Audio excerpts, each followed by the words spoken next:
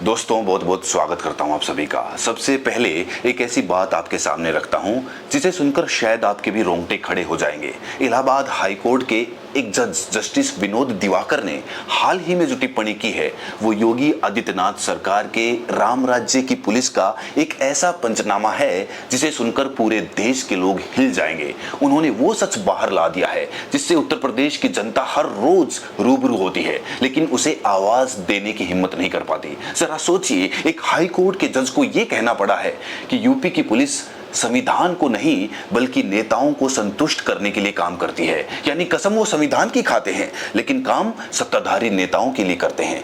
अब आखिर ऐसी क्या बात हो गई कि एक हाई कोर्ट के जज को इतने कड़े शब्दों का इस्तेमाल करना पड़ा?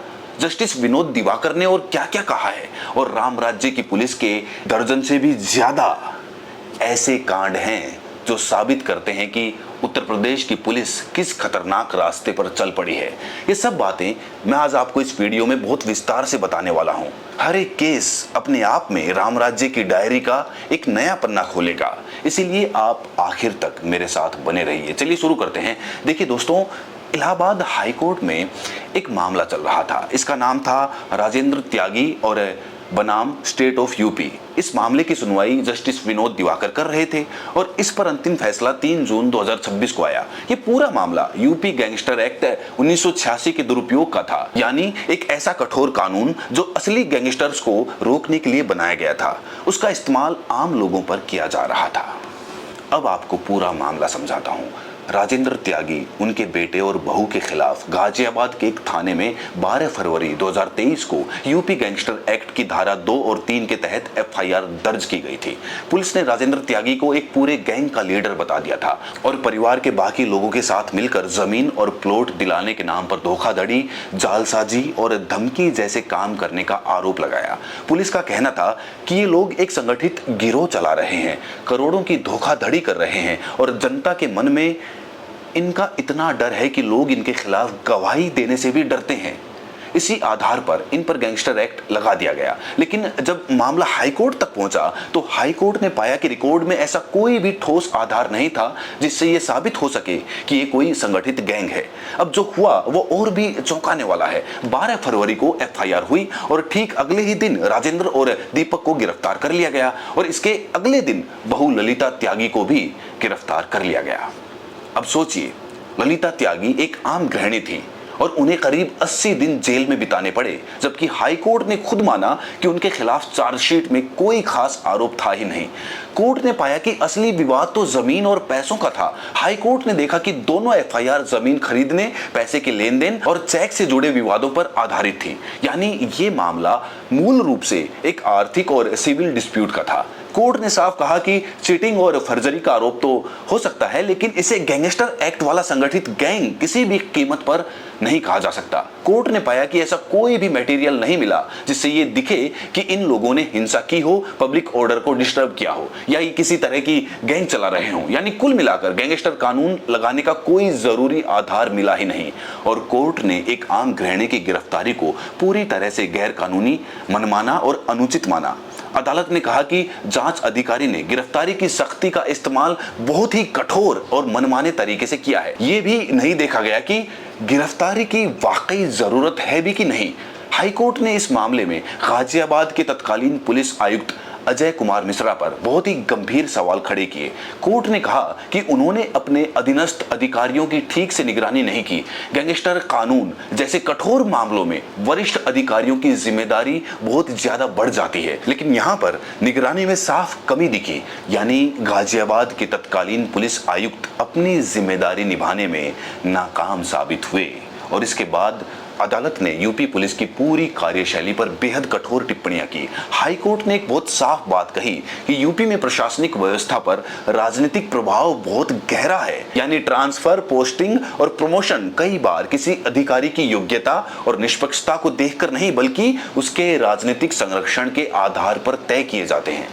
सीधे शब्दों में कहें तो जो पुलिस अधिकारी नेताओं के इशारे पर काम करते हैं, उनकी जी हुजूरी करते हैं और उनके इशारे पर असंवैधानिक और गैर कानूनी काम करते हैं, गलत तरीके से अपनी पुलिसगिरी दिखाते हैं, उनके बदले में मनचाहा ट्रांसफर, मनचाही नियुक्ति और प्रमोशन मिलता रहता है। आपने भी अक्सर ये बात सुनी होगी कि जो अधिकारी नेताओं की डुगडुगी पर डांस करते हैं उन्हें मनचाहा जिला, मनचाहा थाना और कमाऊ एरिया दे दिया जाता है जहां पर मोटा पैसा आता हो। और जो अधिकारी ईमानदारी से स्वतंत्र रूप से संविधान के मुताबिक काम करते हैं, नेताओं की चाटुकारिता नहीं करते, उनके सामने झुकते नहीं हैं, उन्हें कहीं दूर दराज ऐसी जगह भेज दिया जाता है जहां वो खुद भी परेशान होते हैं और उनका पूरा परिवार भी परेशान रहता है। उन्हें ऐसा काम दे दिया जाता है जो बेहद कम महत्व का होता है, यानी एक तरह से उन्हें सजा दे दी जाती है। अब जरा सोचिए, राज्य की सबसे बड़ी अदालत खुद ये मान रही है कि बढ़िया पोस्टिंग और ट्रांसफर और प्रमोशन अधिकारियों की काबिलियत देखकर नहीं बल्कि नेताओं की चाटुकारिता के हिसाब से होते हैं। और यही असली कारण है कि अदालत को आगे ये बहुत बड़ी बात कहनी पड़ी कि अधिकारियों की वफादारी संविधान के प्रति नहीं बल्कि सत्ताधारियों के प्रति दिखती है। यानी ये लोग कुर्सी पर बैठते वक्त संविधान की कसम खाते हैं, जनता के टैक्स के पैसे से इनकी तनख्वाह आती है, लेकिन ये काम जनता के लिए या संविधान के लिए नहीं बल्कि सिर्फ सत्ताधारियों के लिए करते हैं। ये लोग संविधान और कानून से ज्यादा अपने राजनीतिक आकाओं को खुश करने के लिए काम करते हैं। कोर्ट ने इसी मामले में एनकाउंटर में होने वाली हत्याओं, चुनिंदा कार्रवाई और गैंगस्टर एक्ट के दुरुपयोग पर भी बहुत गहरी चिंता जताई। कोर्ट ने कहा कि अफसरों का एक बहुत बड़ा हिस्सा कानून के शासन को एक संवैधानिक ड्यूटी नहीं मानता बल्कि सिर्फ एक परिचालन संबंधी असुविधा मानता है। कई बार गिरफ्तारी बिना ड्यू प्रोसेस के हो जाती है, एफआईआर गलत मकसद से दर्ज की जाती है या जानबूझकर दबा दी जाती है। प्रिवेंटिव डिटेंशन यानी एहतियाती हिरासत का इस्तेमाल मनमाने तरीके से किया जाता है और तय प्रक्रिया को आराम से बाईपास कर दिया जाता है। कोर्ट ने यहाँ तक कहा कि कई बार न्यायिक आदेशों का पालन भी सिर्फ दिखावे के लिए किया जाता है। कागजी तौर पर ऐसा दिखाया जाता है कि अदालत के आदेश का पालन किया जा रहा है, लेकिन असल में पुलिस वाले अंत में उस आदेश को पूरी तरह से निरर्थक बना देते हैं। कोर्ट ने होम डिपार्टमेंट से एक बहुत तीखा सवाल भी पूछा कि कमिश्नरेट जिलों में गैंगस्टर एक्ट के गैंग चार्ट अप्रूवल से डिस्ट्रिक्ट मजिस्ट्रेट को बाहर क्यों कर दिया गया, जबकि नॉन कमिश्नरेट जिलों में डीएम की भूमिका बरकरार है। होम डिपार्टमेंट ने जो जवाब दिया उसे कोर्ट ने बहुत ज्यादा सैद्धांतिक माना और कहा कि सारी चीजें ठीक नहीं है, यानी कोर्ट को इस जवाब से बिल्कुल भी संतोष नहीं हुआ। इसी के साथ कोर्ट ने एक और महत्वपूर्ण बात भी कही कि छोटे छोटे लोगों पर पुलिस की सख्ती हो जाती है लेकिन असली और बड़े अपराधी आराम से बच निकलते हैं।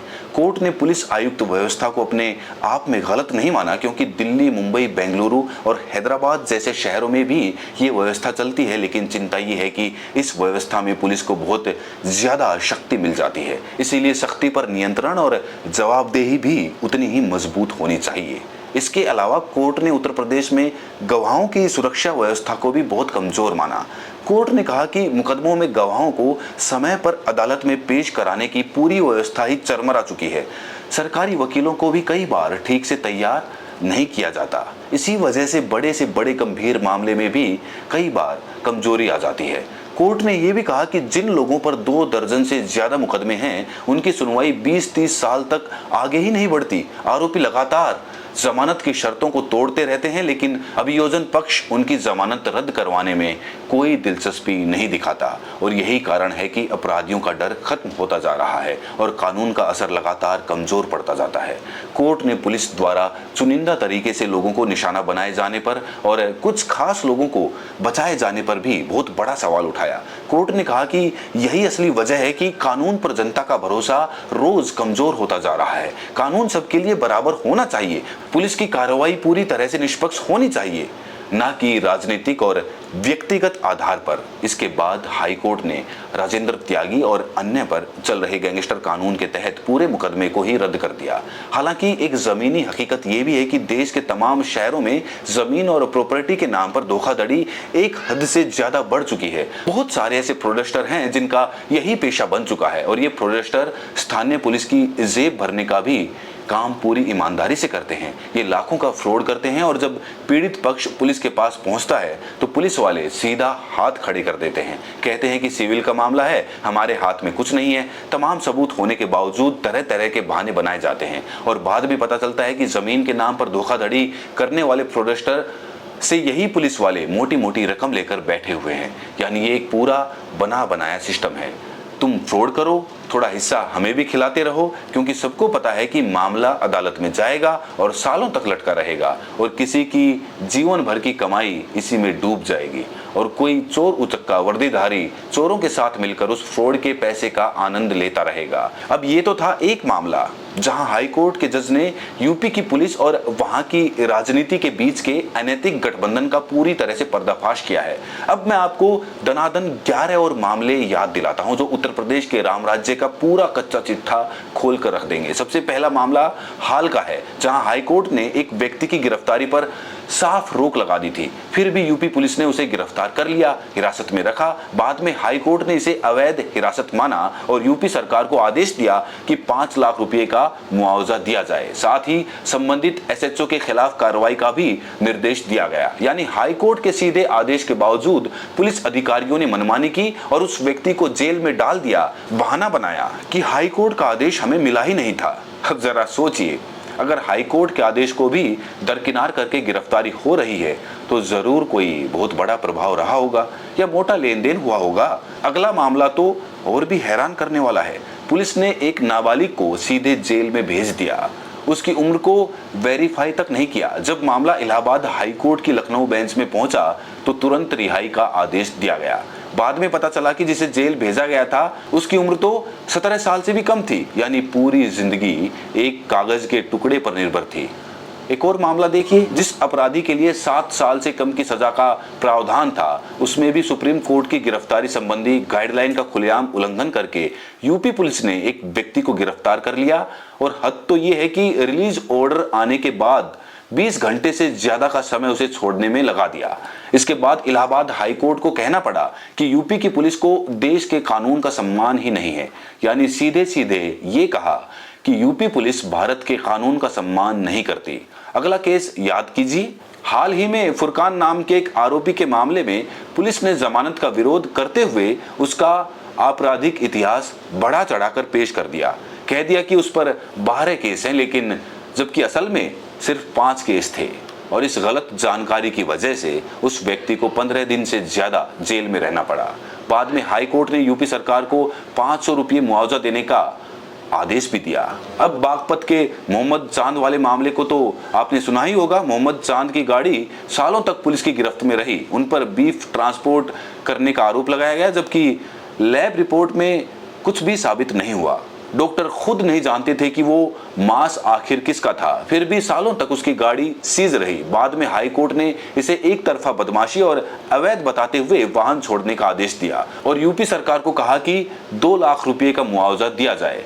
हालांकि ये मुआवजा भी बहुत कम था, क्योंकि उससे ज्यादा तो पीड़ित ने इस मुकदमे को लड़ने में खर्च कर दिया होगा। और जो गाड़ी पुलिस ने पकड़ी वो उस परिवार की रोजी रोटी का एकमात्र सहारा थी।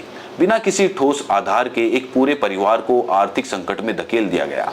अगला मामला देखिए, एक दुष्कर्म और हत्या का गंभीर केस था, लेकिन पुलिस ने अपनी जांच ठीक से नहीं की, रिपोर्ट ठीक से नहीं बनाई और कोर्ट को मजबूरी में बहुत भारी मन से आरोपी को जमानत देनी पड़ी। जस्टिस अरुण कुमार सिंह देशवाल की पीठ ने कहा कि भारी मन से ना चाहते हुए भी उन्हें जमानत देनी पड़ रही है, क्योंकि उत्तर प्रदेश राज्य की सरकार ने अपना काम कायदे से नहीं किया। अगला केस देखिए, गो हत्या के आरोप में सीधे नेशनल सिक्योरिटी एक्ट लगा दिया गया। कोर्ट को कहना पड़ा कि जो घटना कथित रूप से हुई वो 4 दीवारी के अंदर हुई, पब्लिक प्लेस पर नहीं हुई।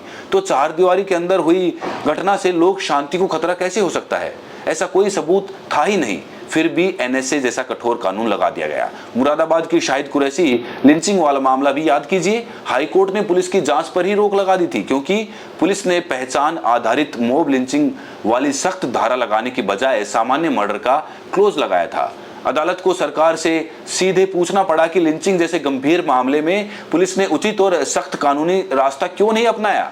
जरा सोचिए, पहले नफरती गैंग वाले सत्ताधारियों को खुश करने के लिए मॉब लिंचिंग करते हैं और फिर ये घटनाएं मॉब लिंचिंग के रूप में दर्ज ना हो ताकि अंतर्राष्ट्रीय बदनामी ना हो। इसीलिए यूपी पुलिस मॉब लिंचिंग ना लिखकर सामान्य मर्डर लिखती है। बिना किसी प्रभाव के तो होता नहीं है। एक और हैरान करने वाला मामला, लखनऊ बेंच के परिसर में काकोरी थाने के 3 पुलिसकर्मी सीधे एडवोकेट चैम्बर में घुस गए, एक वकील और क्लाइंट को वहीं पर अरेस्ट करने के लिए। इस पर बवाल भी मचा कि अदालत के परिसर की डिग्निटी पर सीधा हमला हुआ है। यानी यूपी पुलिस अब इतनी आगे बढ़ चुकी है कि कहीं भी घुस जाती है, कुछ भी कर सकती है। और एक तरोताजा विश्वगुरु टाइप का मामला, संभल के पूर्व सीईओ अनुज कुमार चौधरी को तो आप जानते ही होंगे, यूपी के एक टॉप नेता के बेहद करीबी हैं। संभल मामले में जनवरी में इन पर एफआईआर का आदेश हुआ, लेकिन पूरे पुलिस सिस्टम ने इन्हें बचा लिया। अनुज चौधरी का एक वीडियो भी आया जिसमें वो वर्दी में धार्मिक यात्राओं में शामिल होते हैं और प्रधानमंत्री मोदी की बातें दोहराते हैं, राष्ट्रीय हित, स्वदेशी उत्पाद और संसाधनों को बचाने की बातें। अब सवाल ये है कि अगर इतनी नेतागिरी करनी है तो वर्दी उतारकर फुल टाइप नेता क्यों नहीं बन जाते? क्या भाजपा का तंत्र इतना कमजोर हो चुका है कि उसे यूपी पुलिस के अफसरों का इस्तेमाल करना पड़ रहा है? और जो अफसर खुलेआम एक राजनीतिक विचारधारा का बखान करते हों, क्या उनसे ईमानदार ड्यूटी की उम्मीद की जा सकती है? बहरहाल राम राज्य और उसकी पुलिस की पूरी कहानी अदालतों की जुबानी बार बार सामने आ रही है। आम जनमानस में पुलिस की साख लगातार गिर रही है और इसे बचाने का कोई गंभीर प्रयास भी नहीं दिख रहा। आम आदमी अब पुलिस को अपना संरक्षक नहीं बल्कि वर्दीधारी डकैत, गुंडा और लुटेरा मानने लगा है। हालांकि ये कहना भी पूरी तरह सही नहीं होगा कि पूरी की पूरी पुलिस ऐसी ही है। बहुत सारे लोग आज भी पूरी ईमानदारी के साथ इसी सिस्टम में काम कर रहे हैं और उन्हीं की बदौलत ये पूरी व्यवस्था अभी तक टिकी हुई है। अब आप मुझे एक बात बताइए, आप इस पूरे मामले को लेकर क्या सोचते हैं? क्या आपको लगता है कि वाकई यूपी पुलिस संविधान की बजाय नेताओं के लिए काम कर रही है? क्या आपको लगता है कि अब पुलिस को सुधरने का वक्त आ चुका है? और सबसे बड़ा सवाल, क्या आप और आपका परिवार इस पुलिस पर भरोसा कर सकते हैं? अपनी पूरी प्रतिक्रिया कमेंट सेक्शन में जरूर दें और वीडियो पसंद आई हो तो इसे ज़्यादा से ज़्यादा लोगों तक पहुँचाइए, चैनल को सब्सक्राइब कीजिए और बेल आइकन को ज़रूर दबाइए। बहुत बहुत शुक्रिया।